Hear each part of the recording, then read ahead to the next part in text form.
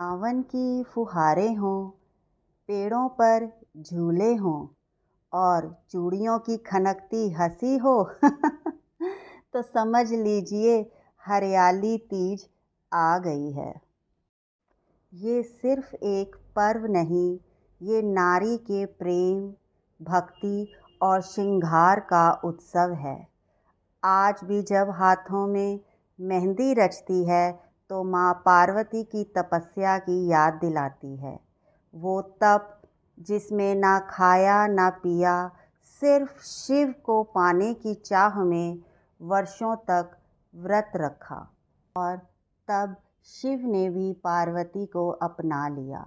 इसीलिए तीज सिर्फ सुहागिनों का पर्व नहीं, ये प्रतीक है उस प्रेम का जो समर्पण से पूर्ण होता है। आज जब महिलाएं 16 श्रृंगार करती हैं तो वो सिर्फ खुद को सजाती नहीं, वो अपने प्रेम को पूजा की तरह जीती हैं। पेड़ों पर झूले पड़ते हैं, तीज के गीत गूंजते हैं और माँ की थाली में रखे घेवर की मिठास दिलों तक पहुँचती है। हरियाली तीज सावन के रंगों में डूबा वो दिन है जो हर नारी को उसकी आस्था पर गर्व करने का अवसर देता है। तो आइए इस तीज पर माँ पार्वती से सीखें प्रेम में धैर्य, आस्था और विश्वास का अर्थ। तो बोलिए हरियाली तीज माता की जय। हरियाली तीज भारतीय नारी के श्रृंगार, भक्ति और प्रेम का अनुपम संगम है। ये पर्व हर वर्ष सावन मास की शुक्ल पक्ष की तृतीया तिथि को मनाया जाता है, जब धरती हरियाली से सराबोर होती है और आसमान में बादलों की रिमझिम फुहारें नाच रही होती हैं।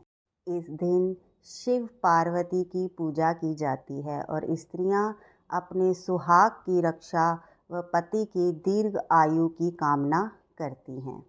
इस दिन कुछ महिलाएं व्रत रखती हैं और कई बार निर्जला उपवास भी करती हैं। 16 श्रृंगार करती हैं, सुंदर परिधान पहनती हैं, बिंदी, चूड़ियाँ और गहनों से सजती हैं। हाथों में मेहंदी रचाती हैं जो प्रेम और सौभाग्य का प्रतीक मानी जाती हैं। झूले डालती हैं, लोकगीत गाती हैं और तीज की कहानियाँ सुनती हैं। परिवार और सखियों के साथ मिलकर उत्सव मनाती हैं। आज मैंने भी हरियाली तीज का ये पावन पर्व बड़े ही धूमधाम और आनंद और अपने शुभ परिवार की समस्त बहनों के साथ मिलकर मनाया। हम सब ने मिलकर इस दिन को और भी विशेष और यादगार बनाने के लिए पूरी तैयारी की। सबसे पहले तो एक रात पहले हम सभी बहनों ने एक दूसरे को मेहंदी रचाई, उसी प्रेम और उमंग के साथ जैसे हमारे यहाँ हर शुभ अवसर पर किया जाता है। ये मेहंदी सिर्फ हाथों की सजावट नहीं थी, बल्कि हमारे आपसी प्रेम, सौहार्द और अपनत्व की जीती जागती मिसाल थी। हंसी और ठिठोली के बीच चाय की चुस्कियों के साथ हमने रात को ही अगले दिन के तीज समारोह की रूपरेखा भी बना डाली। और हाँ, बीच बीच में हंसी फव्वारे तो यूं ही फूटते रहे। बहुत ही नाच गान और बहुत ही आनंद के साथ हमने ये त्यौहार मनाया एक परिवार की तरह, क्योंकि जब परिवार एक साथ हो तो हर आयोजन अपने आप ही त्यौहार बन जाता है। हरियाली तीज का पर्व हमारे लिए सिर्फ पूजा नहीं, एक एहसास है प्रकृति के संग झूमने का, आपसी रिश्तों को और गहराने का और उन परंपराओं को संजोने का जो हमें संस्कार और स्नेह से जोड़ती हैं। इसी विशेष दिन की एक और अनुपम विशेषता है गुग्गा डालने की पुरातन लोक परंपरा जिसका उल्लेख मैं यहाँ अवश्य करना चाहूँगी। इसका ज़िक्र करना मेरे लिए केवल एक रिवाज बताना नहीं है, बल्कि मेरे यही सच्ची कामना है कि ये समृद्ध परंपरा आने वाली पीढ़ियों तक जीवित रहे। गुग्गा डालना न केवल सर्पों की पूजा, बल्कि प्रकृति, जीव जंतुओं और लोक श्रद्धा का सम्मान है।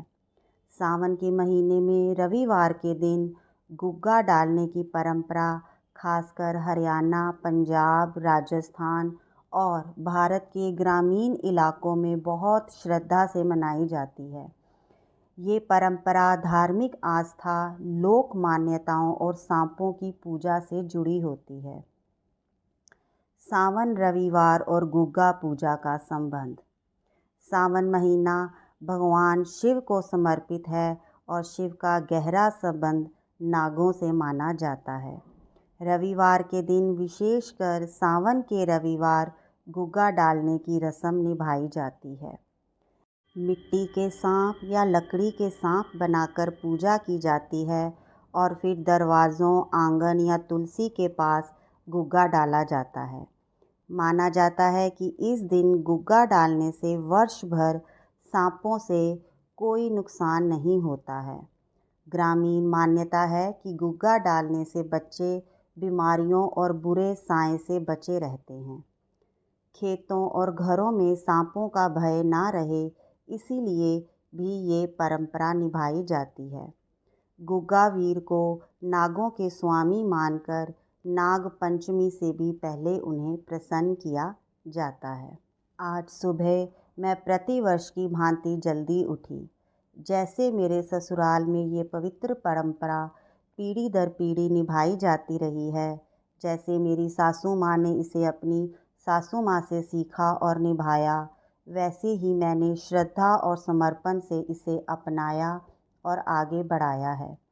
और आज मन ही मन प्रभु से यही प्रार्थना और विनती की कि आने वाले समय में मेरे दोनों बेटों के परिवार भी इस परंपरा को इसी आस्था और निष्ठा के साथ आगे बढ़ाते रहें। पूजन के लिए मैंने सुबह ही प्रसाद की व्यवस्था कर ली, जिसमें शामिल था मीठी दूध वाली सेवइयाँ, गुड़ वाला मीठा आटे का हलवा, चीनी वाली मीठी रोटियाँ, मीठा पूड़ा और ठंडी ठंडी कच्ची लस्सी। इन सभी को पवित्रता और श्रद्धा से तैयार किया। फिर मंदिर में जाकर प्रभु को विधि पूर्वक भोग अर्पित किया और पूरे मनोयोग से आरती की। इसके पश्चात मैंने इस पूजन की अंतिम परंपरा को निभाया और वह पवित्र जल और गुग्गा को घर के मुख्य द्वार, आंगन और अन्य स्थानों पर डाला, जैसा कि इस पूजन की परंपरा है।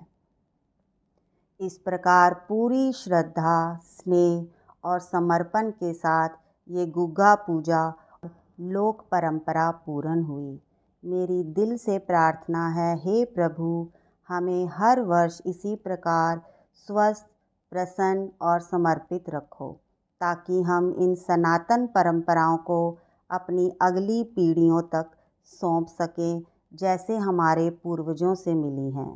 साथ बने रहने के लिए आप सबका बहुत बहुत धन्यवाद। इसी तरह कि आप मेरे साथ बने रहें।